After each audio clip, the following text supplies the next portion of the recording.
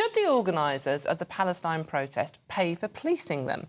An official review by Lord Warney, the government's independent advisor on political violence and disruption, has said there is a case for charging because of the great amount of police resources being absorbed by the protest.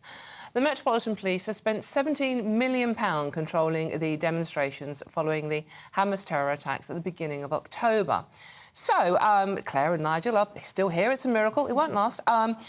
Let's see what the panel make of this one first. I'm going to come to you first on this one, Claire. So, in theory, this is the protest we saw yesterday on Westminster Bridge was what they call a die-in. Yeah. It was the pro-Palestinian marches taking a leaf out of the Just Stop Oil books and just lying in the middle of the road. It caused enormous disruption, as we all know. That is the approach road to St Thomas's Hospital as well. So what do you make of the idea that rather than taxpayers forking out for being disrupted, getting to hospital, etc., the organisers of the march pay for it themselves? I think the problem with it is this going to be for every single protest? So if the doctors or the teachers, students, environmental protesters, the Countryside Alliance, be it whoever, does that mean every time that they have a protest that they would also have to foot the bill for it? Because I think that you have to be really careful not to make this a real two-tier system and look at it on, which subject it is. Oh, I don't like that, so we might as well charge them. Yeah. I do think that if there is excessive violence, and then we're seeing it week on week, that we might have to start looking at levels of participation and levels of cost to an organiser. Now, they are supposed to submit their route and their plans for the protest in advance to the Metropolitan Police, which gives the police a bit more time to organise themselves and where they should be. But I do think that with the amount of trouble that we've seen on some protests, some recompense actually might be needed, because why should the taxpayer have to foot out when crimes in London are at an all-time high and aren't being looked at because the police are busy doing this? So I think there is some method to it. I'd like to see the report and see what it suggests and see how we can take it forward. It is quite sensible. Nigel, that's a fair point, isn't it? I mean, it is sort of like, this happens with football grounds, using the analogy of a football ground. Yeah, that's fair. You see, the whole thing is, football is a commercial operation. They ask the police to come in and help them keep control, for which they pay the police. Absolutely right. This is political protest. It's your democratic right. The idea of charging you to exercise that right seems to me absolutely wrong in absolutely all circumstances. People should be able to go out there and protest, and if the crowd control is needed, that's what the police are for. That's what we pay our taxes for. Despite the fact we have got record stabbings, sex crime in London is barely getting recorded and prosecuted.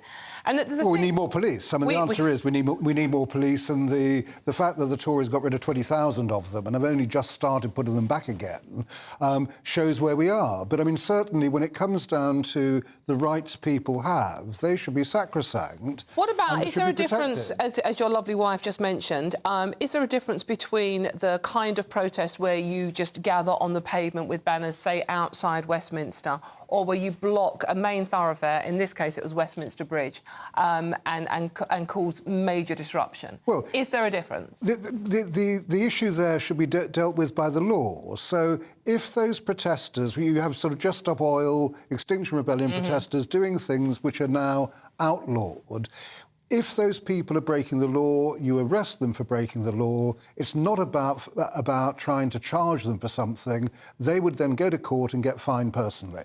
But, Claire, the problem here is, I mean, there are laws against blocking the highway now. We brought those in to deal with the Just Stop Oil and the Extinction Rebellion protests, but the police don't seem to enforce them. And that's what I have a real problem with, is that the police have the law there. It is now really quite clear that you can't block the highway and cause a disruption in that respect. So why aren't they just hauling them off the road? And that's what makes me really angry when you see it. Westminster Bridge is very, very busy, and as you say, St Thomas's Hospital, a major A&E department, is just across the river. If you're going to stop ambulances getting through, you need to just be dragged off the road. And I don't understand why the police are so hesitant to do so. Now, they probably have their own personal political views on the matter, but that shouldn't come into policing. if someone's in the road, it doesn't matter really who they are, they need to be moved off. The law is on your side and they are there to uphold it, so why aren't they doing it? And I think that's what makes people very cross. Everybody in the country is just seeing a certain part of the community being able to get away with things that they shouldn't be able to do so. Yep. So to me, it doesn't make sense. I'm not sure this is about paying for something. I think this is just about the laws that you've got being upheld. No, I mean, Nigel, this is your point. I mean, the laws that we have should be upheld. We do have the peaceful right to protest and everyone holds that. But the police do have powers to stop the really disruptive protests, but they don't do them. Well, I think that, again, the police have to be flexible at a protest. I mean, you'll remember from your reporting days when we've all been in riots and see how quickly they start and how dangerous they can be.